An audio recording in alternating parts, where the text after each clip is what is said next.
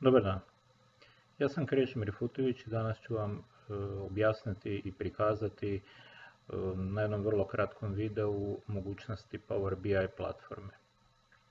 Power BI platforma Microsoftova je platforma koja sadrži niz alata. Tu su Power Query za dohvat podataka, Power Pivot za njihovu analizu, Power View za vizualizaciju zajedno sa Power Mapom za vizualizaciju na kartama, te Power Questions and Answers. Power BI Desktop je onaj alat koji ću vam danas pokazati i sadrži zapravo neke od komponenata zapakirane u jedan standalone alat. Neke od tih komponenata također možete dodati da vam budu dijelovi Excela, pojavljuju se na gornjoj traki sa alatima i koriste se na vrlo sličan i identičan način kao i u Power BI Desktopu. Ovo je prikaz i sučelje Power BI desktop alata u kojemu ćemo napraviti današnji primjer dohvata podataka sa interneta. Ono što ćemo danas za ovu priliku analizirati podaci su sa Wikipedije o olimpijskim medaljama tokom svih godina. Ovdje možemo, ovo je dakle uobičajena Wikipedia stranica sa popisom zemalja i brojem ljetnih, zimskih i ukupnim brojem medalja. Ako bismo željeli ovakvu tablicu importirati sa interneta, potrebno je napraviti u Power BI-u sljedeće. Dakle, za prvi korak bit će kopiranje adrese, odakle ćemo podatke pokupiti. Reći ćemo get data from web, upisati, odnosno pastati URL koji sam kopirao.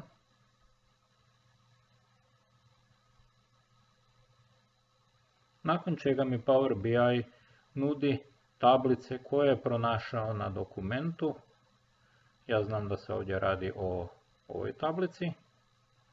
Ako želim vidjeti druge tablice, mogu to jednostavno i vidjeti o čemu se radi, te izabrati onu ili više njih koje me zanimaju. Nakon čega ću editirati upit prema internetu, ne bi li ga prilagodio za sebe. To ću napraviti na sljedeći način. Na početku ću ovu kolonu rename napraviti da su to zlatne medalje. Sljedeća kolona, odnosno druga mjesta, ću rename napraviti u srebrne. I treća mjesta ću napraviti rename u bronze. Ova kolona mi recimo ne treba, imam total kolonu, a sve ove ostale kolone mi bar za ovaj jednostavan primjer zapravo ne treba, te ih ja brišem. Što je preostalo? Preostale su kolona sa popisom zemalja, broj zlatnih, srebrnih, brončanih i ukupan broj medalja. Recimo da mi je to za ovaj početak dosta. Čim izađem iz ovog prozora, ovdje mi se pokazuju koje su stope napravljene, to su koraci za ekstrakciju podataka. Čim izađem, pitat će me želim li preseliti te podatke u sam alat, ja to jasno želim. Nakon kraćeg čekanja